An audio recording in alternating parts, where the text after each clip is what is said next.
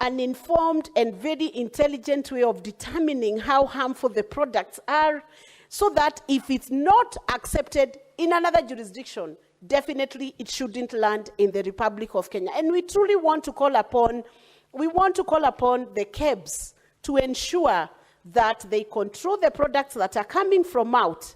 And I'm happy to note that on 31st May this year, the CS for Health, Honorable Duale, suspended existing nicotine products import and distribution licenses. He suspended those licenses. I wish they could stay suspended, and they were asked to reapply again for assessment as to whether they should be allowed to sell those products here. So the regulations I've seen, the controls that have been proposed in this bill are quite good, because even the premises now will be licensed and will be subject to inspections. The county government, you have powers to ensure that licensing is being done. There will be a full disclosure of the person who is manufacturing the product. The importer of the product also will be disclosed and open. There will be warning notices on the health risks that are attendant to the use of those products, so that if somebody is consuming or is smoking those products, Honorable Speaker, they can tell whether cancer is knocking or cancer is a few months away from giving them a visitation. Honorable Speaker, I have also seen now a clear definition of areas within this bill where smoking will not be allowed. And I'm happy to note in section, let me get this, section 15 of this bill, under section 15 of this bill, there are many places where without prejudice to the generality of the subsection 1 of section 15, smoking is permanently prohibited in the following areas: institutions of basic education and training, places of worship, hospitals, clinics, and other health institutions, children's homes, childcare facilities, children's playgrounds, residential houses, and such other premises where children are cared for, public service vehicles, passenger vehicles, school buses and vans, commercial passenger aircraft, commuter boats, ferries, and police cells. And smoking is prohibited in the following areas except in designated smoking areas. And it details out all the areas where you cannot just go to a restaurant and smoke. So I hope unless those designations are done, a person will not be allowed to smoke in offices and workplaces, court buildings, factories, cinema halls and theaters, police stations, prisons, aircrafts, education facilities, railway stations, markets and shopping malls, retail, stadia, sports and recreation facilities, and public building. And Honorable Speaker, as those areas are being detailed out, let me also point out it's actually very wrong and very bad manners for anybody, even a guest visiting you, coming to ask for a place where they can proceed to smoke. Because if the rest of the people in that home are not smoking and there are children within the residential areas, then don't push your hosts by asking whether you could smoke inside their house, because some may not be able to tell the smoker that we don't like that, because they will respect you as a guest. But it is wrong to smoke in somebody's home. Honorable Speaker, I would also wish to raise the issue of how other products are being packaged. Other products that have been smoked before are now being packaged in sweets, in cookies, like marijuana, bang. They are being, they are packaged in a different way, such that even the children are so exposed that your child will be given a chewing gum or will be given just something that doesn't look like a drug. And what is packaged in that sweet or ball gum or whatever it is actually a very harmful product. And I would want to say to the children, because I can see we have some from a school today in Senate, don't eat any chewing gum or anything that you receive in a party. Just eat from your parents and people that you're very familiar with. Because suddenly the packaging is no longer the traditional conservative packaging that is given for purposes of, just having a candy. The candy has turned into something else. It could be anything packaged in that, including drugs that could take you out. So don't be eager to eat anything from people you do not understand.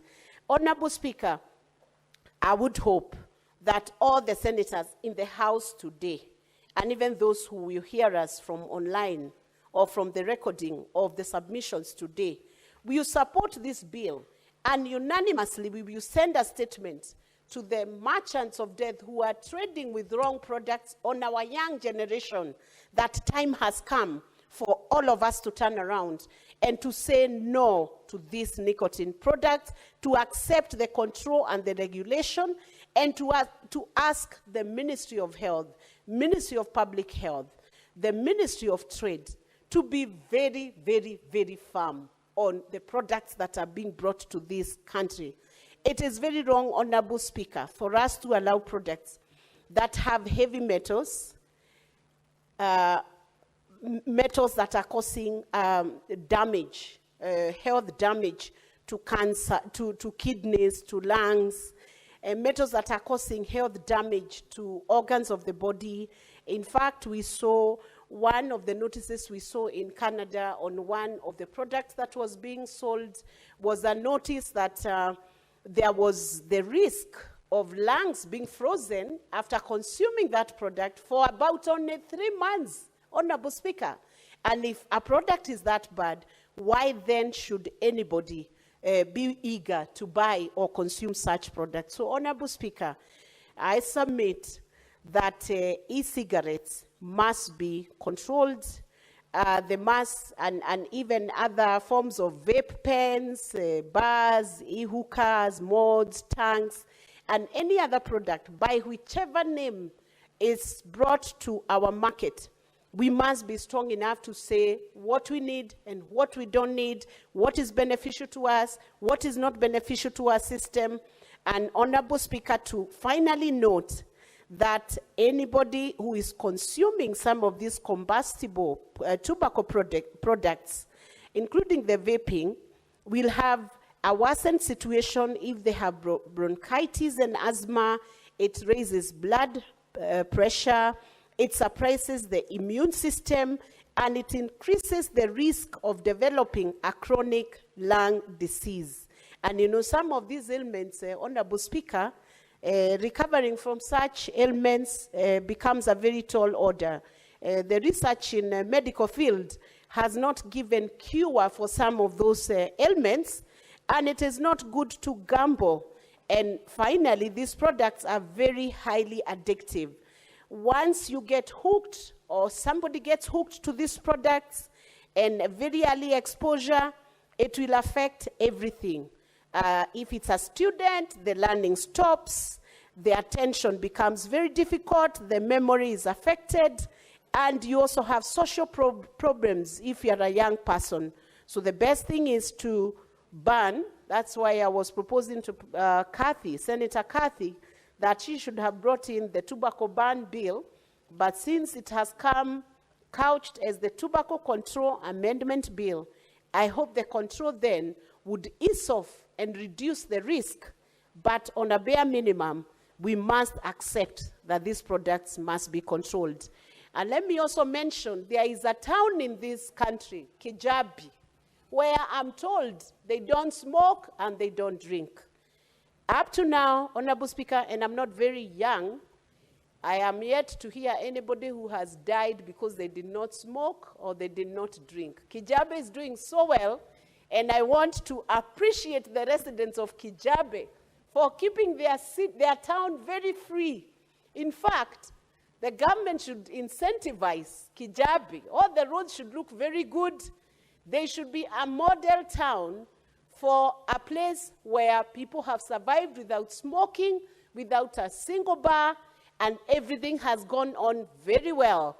And if a research was to be done, you might actually find, Honorable Speaker, that without the alcohol addiction, without addiction to smoking, without addiction to drugs, they will have fewer accidents, happier families, they will be more healthy, and it will be an attractive place to look at for socio-economic and political development in such an area. With those very many remarks, I beg to second this bill. Thank you.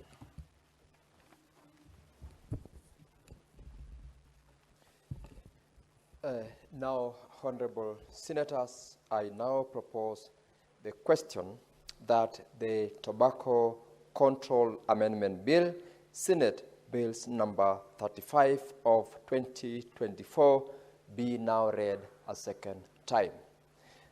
Honorable members, this bill is now, this motion is now available for debate by members, and I believe the members were in the House, though I am unable to see any request. I believe the system